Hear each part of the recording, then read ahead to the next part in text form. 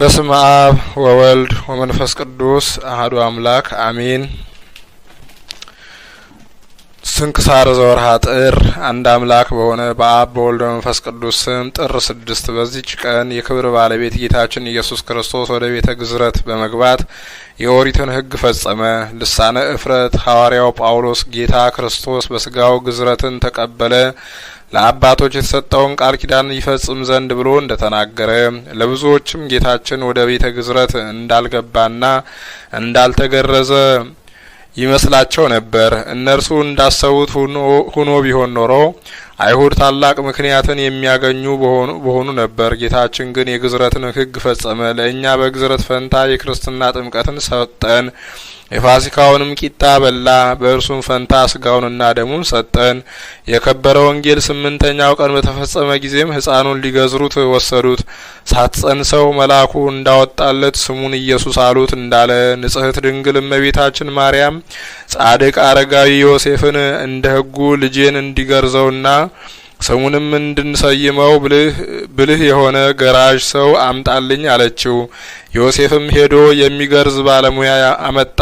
ያ ባለሙያም ሕፃኑን ጌታችንን ኢየሱስ ክርስቶስን በእናቱ በንጽሕት ድንግል ማርያም ክንድ ላይ አየው። እንዲገርዘው ሕፃኑን በጥንቃቄ ያዙት አላቸው። ሕፃን ጌታ ኢየሱስም መልሶ እንዲህ አለው፣ ባለሙያ ገራዥ ሆይ ደሜ ሳይፈስ ትገርዘኝ ዘንድ ትችላለህን? በዚያች ዕለት ካልሆነ በቀር ደሜ አይፈስምና ጎኔን በጦር ሲወጉኝ ያን ጊዜ ውሃና ደም ይፈሳል። ለአዳምና ለሚያምኑ ልጆቹ መድኃኒት ይሆናል። የክብር ባለቤት ጌታችን ኢየሱስ ክርስቶስ የተናገረውን ያ ባለሙያ በሰማ ጊዜ አደነቀ። እቃውንም ሰብስቦ ተነስቶ ከሕፃኑ ጌታ እግር በታች ሰገደ። ያን ጊዜም ምላጮቹ በእጆቹ ላይ ቀልጠው እንደ ውሃ ሆኑ። የከበረች ድንግል እመቤታችንን ማርያምን ከሴቶች ተለይተሽ አንቺ የተባረክሽ ነሽ፣ የማኅፀንሽም ፍሬ የተባረከ ነው። ይህ ልጅሽ ስለ እርሱ ነቢያት ትንቢት የተናገሩለት የሕያው አምላክ ልጅ ነው አላት። ሕፃኑም ለዚያ ባለሙያ ዳግመኛ መልሶ እንዲህ አለው፣ እኔ ነኝ ትገርዘኛለህን? ወይስ ተውክ? ወይም የአባቶች አባቶች እንዳደረጉ እኔ ላድርግ? ያም ባለሙያ የአባቶች አባቶች እነማን ናቸው አለው። ሕፃን ጌታችንም አብርሃም፣ ይስሐቅ፣ ያዕቆብ የሕዝቡ ሁሉ አባቶች የሆኑ ናቸው። ለእነርሱም ይህ ግዝረት አስቀድሞ ከአባቴ ዘንድ ተሰጣቸው። ባለሙያውም እኔ ካንተ ጋር እናገር ዘንድ አልችልም፣ በአንተ ሕልውና መንፈስ ቅዱስ አለና አለው። በዚያንም ጊዜ ሕፃኑ ጌታችን ዓይኖቹን ወደ ሰማይ አቅንቶ አባት ሆይ ለአብርሃም፣ ለይስሐቅ፣ ለያዕቆብ አስቀድሞ ግዝረትን የሰጣቸው ያቺን ግዝረት ዛሬ ለኔ ስጠኝ አለ። ያን ጊዜ ያለ ሰው እጅ በሕፃኑ ስጋ ላይ ግዝረት ተገለጠች። ድንግልናዋ ሳይለወጥ ከድንግል ማኅፀን እንደ መውጣቱ የጌታችን ግዝረቱ የማይመረመር ሆነ። እንዲሁ ወደ ሐዋርያት በተዘጋ አዳራሽ መግባቱና መውጣቱ እንደማይመረመር እንዲሁ እንደፈቀደ ከረቀቀ ጥበቡ ችሎታውን በመገረዝ ከስጋው ምን ሳይቆረጥ ገለጠ። አዳምንና ልጆቹን ያድናቸው ዘንድ በፈቃዱ ከጎኑ በመስቀል ላይ የሚፈሰው ደምና ውሃ ካልሆነ በቀር ብዙም ሆነ ጥቂት ሊሆን አይችልም። እርሱ በፈቃዱ ሕጉ እንዲፈጸም አስቀድሞ አዘዘ እንጂ። ያም ባለሙያው ገራዥ ይህን ተአምር ባየ ጊዜ የሕፃኑንም ነገር በሰማ ጊዜ እጅግ አደነቀ። የክብር ባለቤት ከሆነ ከጌታችን ኢየሱስ ክርስቶስ እግር በታች 3 ጊዜ ሰገደና በእውነት አንተ የእግዚአብሔር ልጅ የእስራኤልም ንጉሥ ነህ አለው። ከዚህም በኋላ ከጌታችን ኢየሱስ ክርስቶስ ከታምራቱ ያየውንና የሰማውን እየተናገረ ወደ ቦታው ሄደ። ለእርሱም ለጌታችን ከቸር አባቱ ጋራ ማህያዊ ከሆነ ከመንፈስ ቅዱስም ጋራ ክብር ምስጋና ስግደትም ይሁን ዛሬም ዘወትርም ለዘላለሙ አሜን።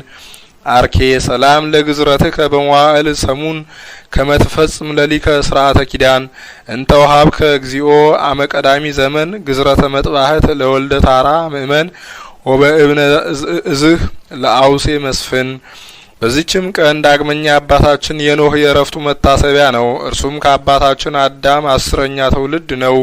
እርሱም ከታናሽነቱ ጀምሮ ኃጢአት እንደሚበዛ ክፋትም እንደሚመላ ደጋጎች እንደሚያንሱ ስጋ የለበሰ ሁሉ በጥፋት ውሃ እንደሚደመሰስ አምላካዊ ምስጢርንም የሚያይ ሆነ። ስለዚህም ፊቱ የተቋጠረ ሆኖ ፈጽሞ ያለቅስ ነበር።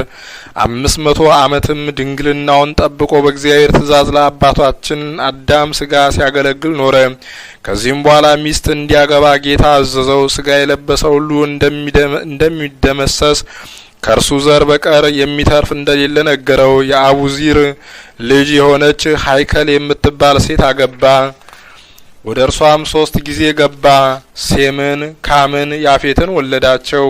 ከዚህም በኋላ እግዚአብሔር ኖህን እንዲህ አለው፣ ከዚህ ከደብር ቅዱስ እንጨቶችን ቁረጥ፣ 4 ማዕዘን አድርገህ ለአንተ መርከብን ስራ። ውጯንና ውስጧንም የዶሮ ማርና ሙጫ ለቅልቃት አለው። አቆልቋዩዋን 300 ወርዷን 50 ቁመቷን 30 ክንድ አድርገህ ስራት አለው። ለዚያችን መርከብ መስኮት አወጣላት። 1 ክንድ ስትቀር ለመጨረስም በደረሰች ጊዜ በዚያ የጎን ደጃፍ አውጣላት። የአዳራሽነቷ እርከንን ስራላት። 3 ክፍል አድርገህ ስራት። የመጀመሪያው ክፍል ለአራዊትና ለእንስሳ ይሁን። ሁለተኛው ክፍል ለአዋፍና ለተንቀሳቃሽ ሁሉ ይሁን። ሶስተኛውም ክፍል ለአንተና ለልጆችህ ከሚስቶቻቸው ጋር ይሁን። ሁለተኛም እንዲህ አለው፣ ከሚመገቧቸው መብሎች ሁሉ አስገባ፣ በአንተ ዘንድ አኑር። ለአንተ ለአውሬዎችም ለእንስሶችም ሁሉ ምግብ ይሆንልሃል። ከዚህም በኋላ ኖህ ርዝመቱ 3 ክንድ ጎኑ 1 ክንድ ተኩል የሆነ የእንጨት ደወል 3 ጊዜ የሚደውልበትን ሰራ። በመጀመሪያ ለስራ እንዲሰበሰቡ፣ ሁለተኛው ለመብል ሲሆን፣ ሶስተኛው ለእረፍት ነው። ከጥፋት ውሃ ስለ መዳን መርከብን ሲሰራ የቃየል ልጆች ኖህን አይተው ዘበቱበት፣ እንዲህም አሉ፣ ይህ ሽማግሌ አብዷል። ውሃዎች ወደ ተራራዎች ራስ ይወጣሉ እንዴት ይለናል? ከዚህም በኋላ ኖህ የአባታችን የአዳምን ስጋ ወሰደ። ሴም ወርቁን፣ ካም ከርቤውን፣ ያፌት ዕጣኑን ወስደው ወደ መርከብ አስገቡ። ኖህም ወደ መርከብ ገባ። ሚስቱ ልጆቹምና የልጆቹ ሚስቶች ከጥፋት ውሃ ለመዳን ከእርሱ ጋር ገቡ። ከንጹሐን እንስሳትና አዋፍ ተባዕትና አንስት 7 ንጹሐን ካልሆኑ እንስሳትም 2 ሴትና ወንድ አስገባ። ከዚህም በዚያች ቀን ምንጮች ሁሉ ተነደሉ። የሰማይም መስኮት ተከፈተ። በምድር ላይ 40 ቀን 40 ሌሊት ዝናም ሆነ። ውሃውም ሞልቶ መርከቢቱን አንሳፈፋት፣ ምድርንም ለቀቀች። ውሃውም በምድር ላይ እጅግ በዛ፣ ከሰማይ በታች ያሉትን ረጃጅም ተራራዎችን ሸፈነ። ውሃውም በላያቸው 15 ክንድ ያህል ከፍ ከፍ አለ። ስጋ የለበሰ ሁሉ ከአዋፍ ከእንስሳ ከምድር አራዊት ሁሉ በምድር የሚኖርና ሰውም ሁሉ ሞተ። ውሃውም በምድር ላይ 150 ቀን አየለ። እግዚአብሔርም ኖህን አሰበው፣ ከእርሱ ጋር በመርከብ ውስጥ ያሉትን እንስሶች ሁሉ ነፋስንም በምድር ላይ አመጣ። ውሃውም ጎደለ፣ የቀላይ ምንጮች ተደፈኑ፣ የሰማይም መስኮት ተዘጋ፣ ከሰማይ የሚወርደውም ዝናብ ቆመ። ውሃውም እያለቀ ከምድር ይሸሽ ጀመረ። ከ150 ቀንም በኋላ ውሃው ጎደለ። መርከቢቱም በ7ኛው ወር በ12ኛው ቀን በ17ኛውም ሰርቀ ሌሊት በአራራት ተራራ ላይ አረፈች። ውሃው እስከ 10ኛው ወር ድረስ እየጎደለ ይሄድ ነበር። 11 ወርም በሆነ ጊዜ ከወሩ በመጀመሪያው ቀን የተራራዎች ራሶቻቸው ታዩ። ከ40 ቀንም በኋላ ኖህ የሰራውን የመርከቧን መስኮት ከፍቶ ውሃው ከምድር ላይ ጎድሎ እንደሆነ ያይ ዘንድ ቁራን ላከው።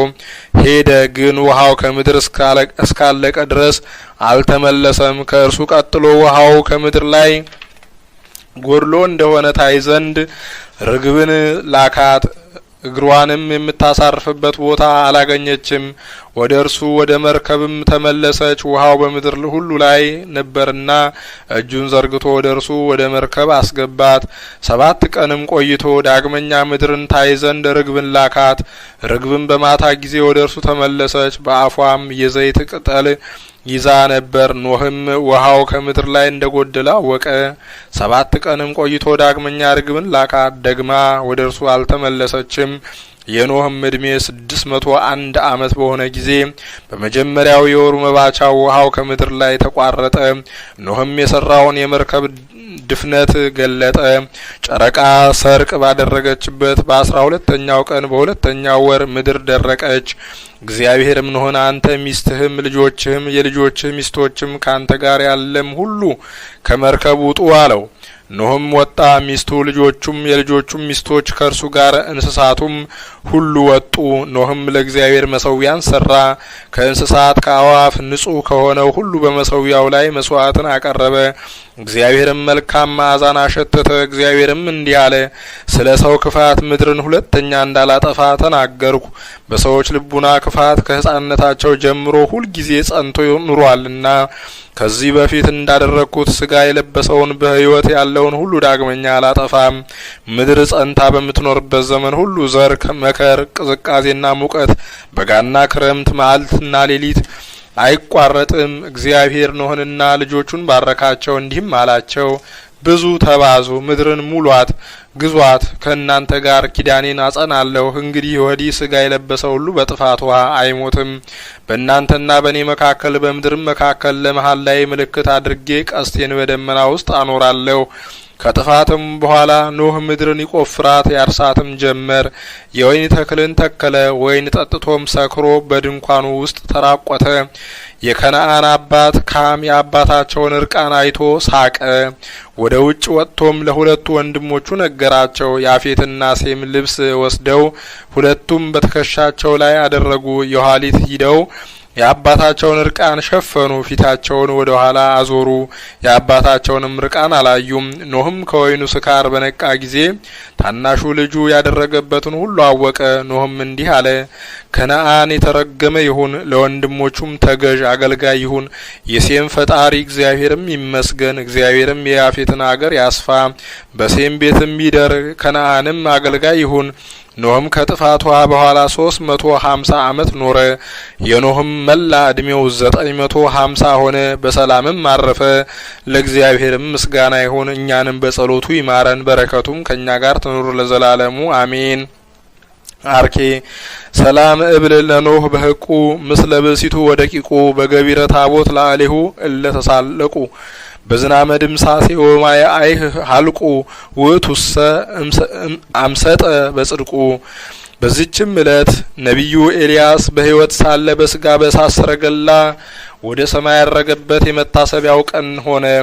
ለፈጣሪው ቀናተኛ የሆነ የዚህም ነቢይ በንጉሱ በአካብና አስጸያፊ በሆነች በሚስቱ በኤልዛቤል ስለ ክፉ ስራቸው ሰውነቱ በየዕለቱ ትደክም ነበር።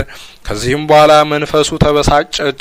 አካብንም በእነዚህ ዓመታት ከአፌ ቃል በቀር ዝናብና ጠል እንዳይወርድ በፊቱ የቆምኩ የእስራኤልና የመላእክት ፈጣሪ እግዚአብሔር ሕያው ነው አለው። የእግዚአብሔርም ቃል ወደ ቴስቢያዊ ወደ ኤልያስ መጥቶ ከዚህ ቦታ ወደ ምስራቅ ሂድ፣ በዮርዳኖስ አውራጃ ባለች በኮራት ከዚያ ወንዝ ተሰወር፣ ከዚያም ወንዝ ውሃን ጠጣ፣ በዚያም ይመግቡ ዘንድ ቁራዎችን አዛቸዋለሁ አለው። ኤልያስም እግዚአብሔር እንዳዘዘው አደረገ። ሂዶም በዮርዳኖስ አንጻር ባለ በኮራት ወንዝ ተቀመጠ። ቁራዎችም ጧት ዳቦን ማታ ስጋን ያመጡለት ነበር።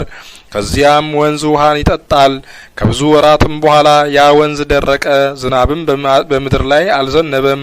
የእግዚአብሔርም ቃል ወደ ኤልያስ መጣ። ተነስተህ የሲዶና ክፍል ወደምትሆን ወደ ስራጵታ ሂደህ በዚያ ተቀመጥ፣ ድሀ ሴት በዚያ ትመግብህ ዘንድ እነሆ አዝዣለሁ አለው።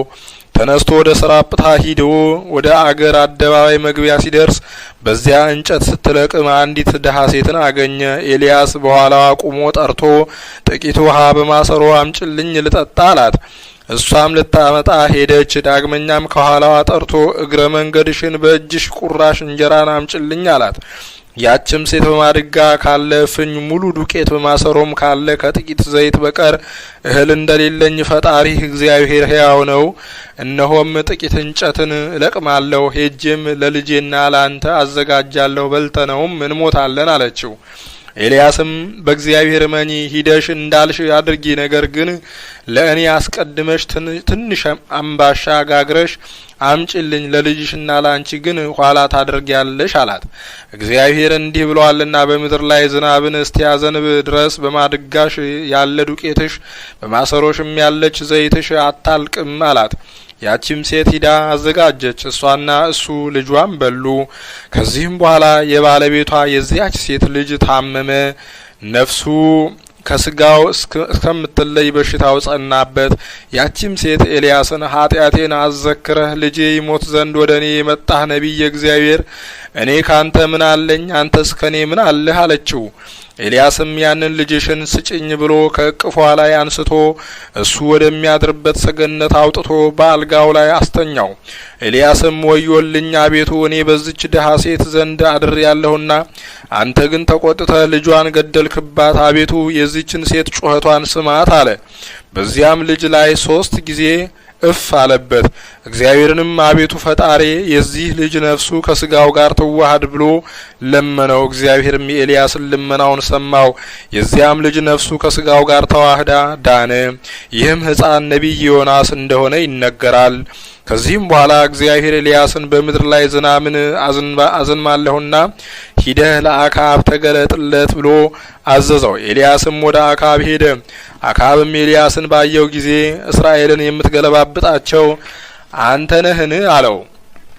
ኤልያስም ፈጣሪያችሁ እግዚአብሔርን የተዋችሁት ሂዳችሁ ጣዖታትን ያመለካችሁ አንተና የአባትህ ወገኖች ናችሁ እንጂ እኔስ እስራኤልን አልገለባብጣቸውም አለው። አሁንም ወደ እስራኤል ልከህ ከኔ ዘንድ ወደ ቀርሜሎስ ተራራ ሰብስባቸው 450 የሚሆኑ ነቢያት ሐሰትን ከኤልዛቤል ማዕድ የሚመገቡ 400 የሚሆኑ በዛፉ መስገጃ የተሾሙ ነቢያት ሐሰትንም ሰብስባቸው አለው። አካብም ወደ እስራኤል ሁሉ ልኮ ሁሉንም ወደ ቀርሜሎስ ተራራ ሰበሰባቸው።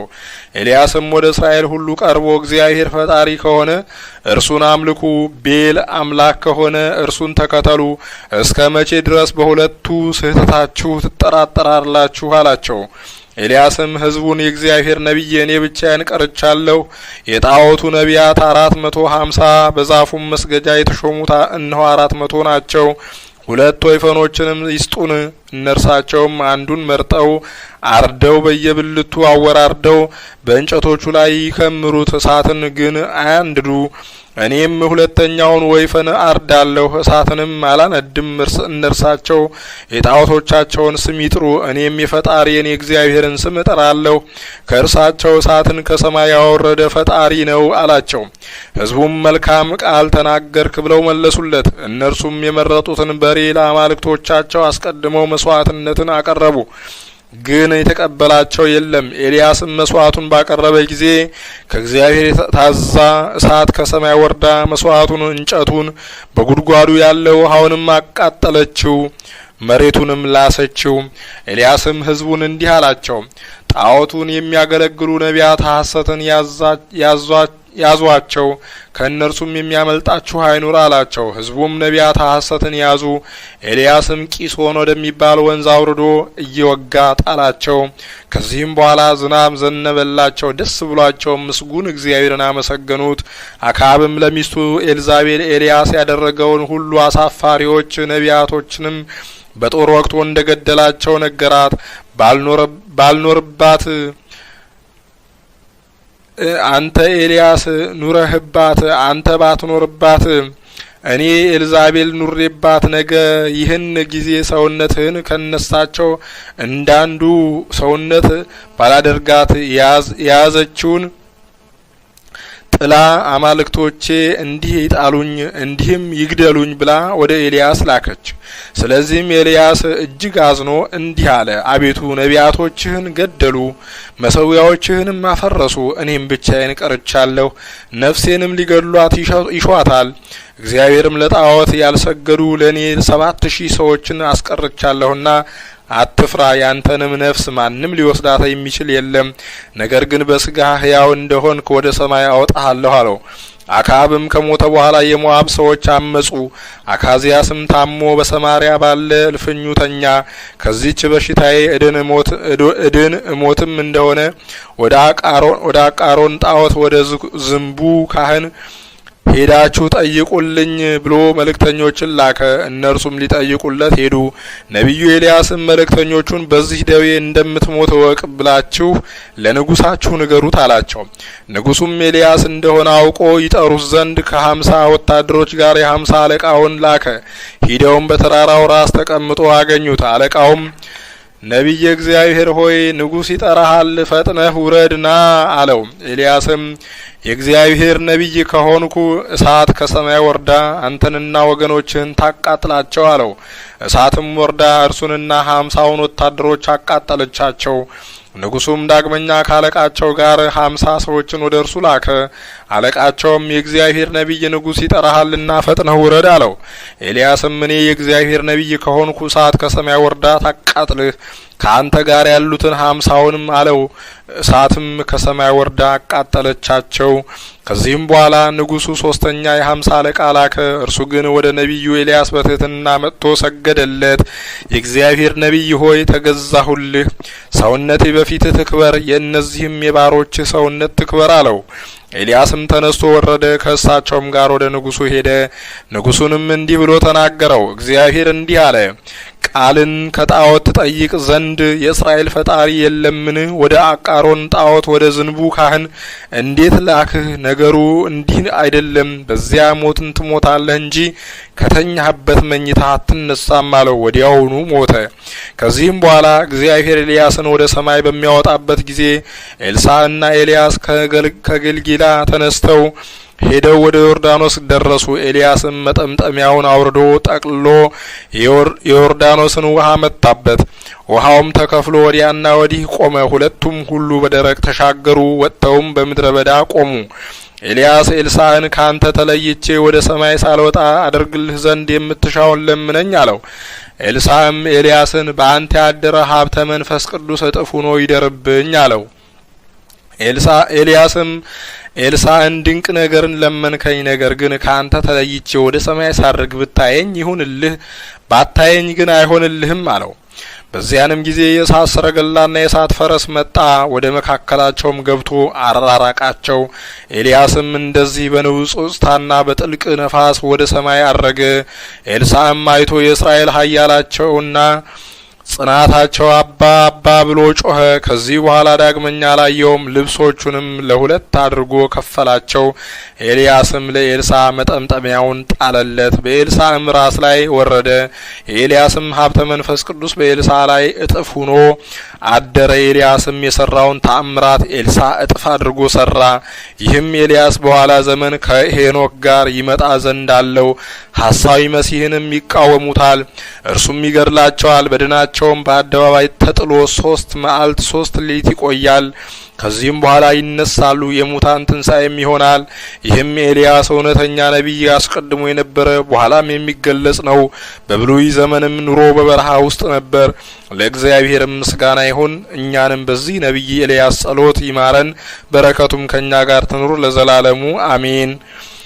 አርኬ ሰላም ለኤልያስ እንዘ ይነብር በደብር ሶበ ይቤሎ ለአከ ንጉስ ህሱር ነአ ፍጡነ ነቢየ እግዚአብሔር ለእመ አነ ነቢየ አምላክ ክቡር እሳተ ሰማይ ወሪዳ ታዊኢከ በምድር።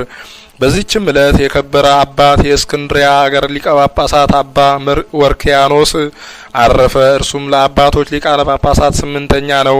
ይህም አባት የክብር ባለቤት ጌታችን ክርስቶስ ካረገ በኋላ በ100 ዓመት ከኢየሩሳሌም ጥፋት በኋላ በ30 ዓመት ሊቀ ጵጵስና ተሾመ። ሕዝቡንም እያስተማረና በቀናች ሃይማኖት እያጸና 9 ዓመት ኖረ።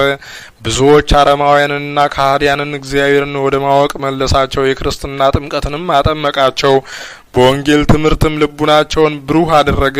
መልካም ጉዞንም በመጓዝ እግዚአብሔርን አገልግሎ በሰላም በፍቅር አንድነት አረፈ። በረከቱም ከኛ ጋር ትኑር ለእግዚአብሔርም ምስጋና ይሁን አሜን። አርኬ ሰላም ለወርኪያኑ ሳምናይ በፍቅድ እምሆልቆ ጳጳሳት ሄራን ዘይብልወሙ አማድ አረማውያነ ኢሚጥ እምፍኖተ ካህድ ወያብዕል ክርስቲያነ በጸጋ ፍድፉድ ሀብተ መንፈስ ቅዱስ አድማ ዘነሳ እምወልድ። በዚህችም ዕለት የከበረና ታላቅ የሆነ አባት የቂሳራ ኤጲስቆጶስ ባስልዮስ አረፈ። የዚህም ቅዱስ የአባቱ ስም ኤስድሮስ ይባላል። እርሱም ከአንጾኪያ ሀገር ሰዎች ንጹሕና ቅዱስ የሆነ ቄስ ነው። 5 ልጆችንም ወልዷል። እነርሱም ባስልዮስ፣ ጎርጎሪዮስ፣ ጴጥሮስ፣ ኬሪዮን፣ መክሪዮን ናቸው። ሁሉም ከፍጹማንነት የደረሱ ቅዱሳን ናቸው። በዚህ በከበረ ባስልዮስ ላይ መንፈስ ቅዱስ መልቶበት በሁሉ ዘንድ የታወቀች ቅዳሴውን ደረሰ። እግዚአብሔርም በእጆቹ ብዙዎች ድንቆች ተአምራቶችን አደረገ። በገድሉ መጽሐፍ እንደተጻፈ ከእርሳቸውም 7 ወሊህ ናቸው። አንደኛው የስብስጥያ ኤጲስቆጶስ የወንድሙ የጴጥሮስ ዜና ነው። እርሱ አንዲት ሚስት እንደነበረችው ሕዝቡም ስለዚህ ነገር እንዳሙት ወሬውም ወደ ቅዱስ ባስልዮስ በደረሰ ጊዜ ከሚስቱ ጋር ያለውን ምስጢሩንና ገድሉን እነርሱ ንጹሐን ደናግል እንደሆኑ ለሕዝቡ ገለጠላቸው። የእግዚአብሔር መልአክም በክንፎቹ ሲጋርዳቸው እንዳየ አስረዳቸው። በዚያንም ጊዜ በቅዱስ ጴጥሮስ ላይና በከበረች ሚስቱ ላይ የእግዚአብሔር መልአክ ክንፎቹን ሲጋርድ ሕዝቡ አዩ፣ እጅግም አደነቁ። የክብር ባለቤት ጌታችንን ኢየሱስ ክርስቶስንም አመሰገኑት። በደላቸውንም ይቅር ይላቸው ዘንድ ከእግሩ በታች ወድቀው ቅዱስ ጴጥሮስን ለመኑት። ሁለተኛው ተአምር ሃይማኖት ለዋጮች መናፍቃን በግፍ ስለወሰዷት ቤተ ክርስቲያን በሯን መክፈት እንዳልተቻላቸው ቅዱስ ባስልዮስ በጸሎቱ ዘግቷታልና ከዚህም በኋላ ሃይማኖታቸው ለቀና ምእመናን ተከፍታላቸው ገቡ። ሶስተኛ የቅዱስ ኤፍሬም ዜና ነው። ከምድር እስከ ሰማይ የሚደርስ የብርሃን ምሰሶ ባየ ጊዜ ይህ የቂሳሪያ ሊቀ ጳጳሳት ባስልዮስ ነው የሚል ቃልን ሰማ። ቅዱስ ኤፍሬምም ወደ ቂሳሪያ በደረሰ ጊዜ የቅዱስ ባስልዮስን ደግነቱንና ትሩፋቱን አየ። ከእርሱም ዲቁና ደግሞ ቅስና ተሾመ። በቅዱስ ኤፍሬም ላይም ቅዱስ ባስልዮስ ጸልዮ በዮናኒ ቋንቋ እንዲናገር አደረገው። አራተኛ ተአምር ስለ ስራው ሁሉ የሚቆጥር ጠንቋይ ከቶ በአቆጣጠሩ የማይሳሳት ቅዱስ ባስልዮስም በታመመ ጊዜ የሚሞትበትን ጊዜ አውቆ ይህን ጠንቋይ ጠርቶ መቼ እሞታለሁ አለው። ጠንቋዩም ማታ ነፍስህ ከስጋ ትለያለች አለው። የከበረ ባስልዮስም እስከ ጠዋት ካልሞትኩ ክርስቲያን ትሆናለህን አለው። ጠንቋዩም አዎን አለ። የከበረ ባስልዮስም የክብር ባለቤት ጌታችን ኢየሱስ ክርስቶስን ለመነውና በእድሜው ላይ 3 ቀኖችን ጨመረለት። ያም ጠንቋይ አመነ፣ ከቤተሰቦቹ ሁሉ ጋር ተጠምቆ ክርስቲያን ሆነ። አምስተኛ ተአምር ክርስትናውን ክዶ ክህደቱንም ጽፎ ለሰይጣን ስለሰጠ ባሪያ ዜና ነው። ቅዱስ ባስልዮስም በዋሻ ውስጥ ይህን ባሪያ ዘጋበት። የክህደቱንም ደብዳቤ ሰይጣን እስከመለሰለት ድረስ ስለ እርሱ ወደ እግዚአብሔር ለመነ። ያንንም ባሪያ አዳነው። ስድስተኛ ተአምር ድንግል ስለሆነ ቄስ ዜና። እርሱም ሚስቱም ከእነርሳቸውም በቁስል ደዌ ታመመ አለ። የከበረ ባስልዮስም እንዳወቀባቸው በዚያችም ሌሊት ከታመመው ዘንድ እንደተኛ ስለ እርሱም እግዚአብሔርን እንደለመነውና ከደዌው እንዳዳነው። ሰባተኛ ተአምር ስለ አንዲት የከበረች ሴት ዜና።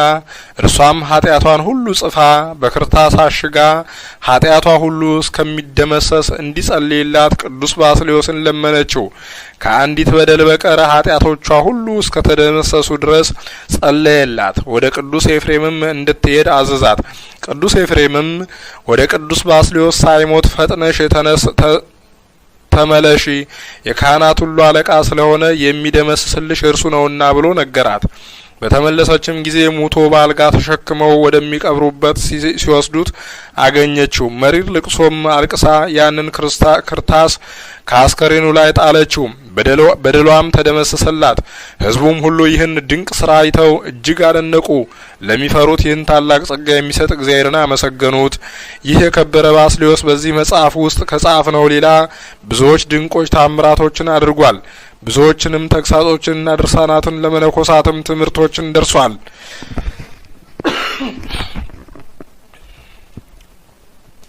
ከብሉይና ከሐዲስም አምላካውያን የሆኑ ብዙ መጻሕፍቶችን ተርጉሟል። ስርዓቶችንም ሰራ። እነርሱም በሁሉ ቦታ ይገኛሉ። ከዚህም በኋላ በሰላም አርፎ በክብር በብዙ ምስጋና ቀበሩት። ለእግዚአብሔር ምስጋና ይሁን። እኛንም በዚህ አባት ጸሎት ይማረን፣ በረከቱም ከእኛ ጋር ትኖር ለዘላለሙ አሜን።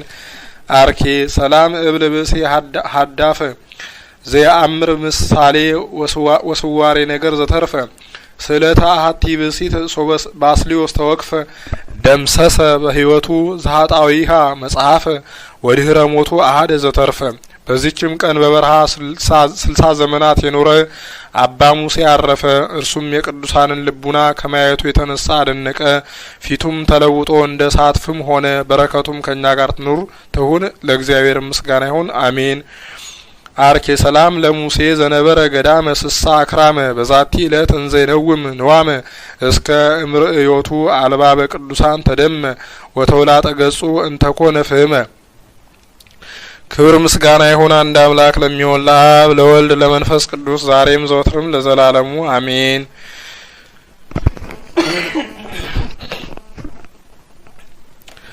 ዘአቅረብኩ ማህሌተ አዘኪራ ያላፈ ምን ለተጸመርኩ ዘልፈ ለላነብብ ተወከፍ ዘንዲቴ መጽሐፈ እንተረሰይ ከግዚኦ ጸሪቀ መለት ወኩፈ እምላቡ ብላን ዘተርፈ ነቢያት ቅዱሳን ሐዋርያት ሰባኪያን ሰማዕት ወጻድቃን ደናግላዲው መነኮሳት ሄራን ባርኩ ጉባኤ ዛቲ መካን እስከ አርጋይ ለሂቅ ወንዑስ ሕፃን ለዘጻፎ በክርታስ ወለዛ ጻፎን ዘይደርስ ለዛ አንበ ወለዘ ተርጎም በልሳን ሐዲስ ወለዘ ሰማ ቃሎ በዝነ መንፈስ በጸሎተሙ ማርያም አራቂ ተኩሉ እንባ ሰውር ይማረን ኢየሱስ ክርስቶስ አሜን። አነሳስተ ያስጀመርከን አስጀምረህም ያስፈጽምከን ልዑል እግዚአብሔር አምላካችን ክብር ምስጋና ላንተ ይሁን። የቅዱሳን አባቶቻችን የነብይ እግዚአብሔር የቅዱስ ኤልያስ ለዚህም የተቀሩትም ቅዱሳን አበው ጻድቃንና ቅዱሳት አንስት እናቶቻችን ሁሉ ረድኤታቸውን በረከታቸውን ጣዕመ ፍቅራቸውን አሳድርብን።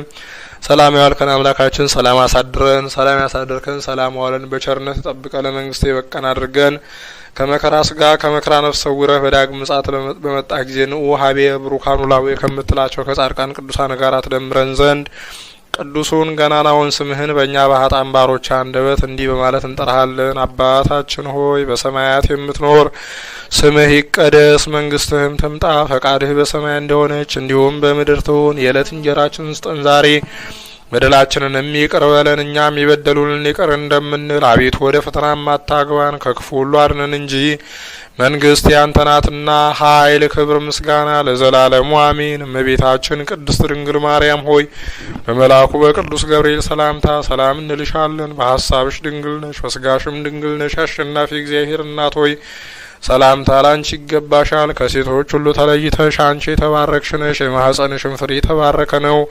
ጸጋን የተመላሽ ድንግል ሆይ ደስ ይበልሽ፣ ልዑል እግዚአብሔር ካንቺ ጋር ነውና ከተወደደው ልጅሽ ከጌታችን ከመድኃኒታችን ከኢየሱስ ክርስቶስ ዘንድ ይቅርታና ምሕረትን ለምኝልን ኃጢአታችንን የሚያስተሰርይልን ዘንድ ለዘላለሙ አሜን። ክብር ምስጋና ይሁን አንድ አምላክ ለሚሆን ለአብ ለወልድ ለመንፈስ ቅዱስ ዛሬም ዘወትርም ለዘላለሙ አሜን።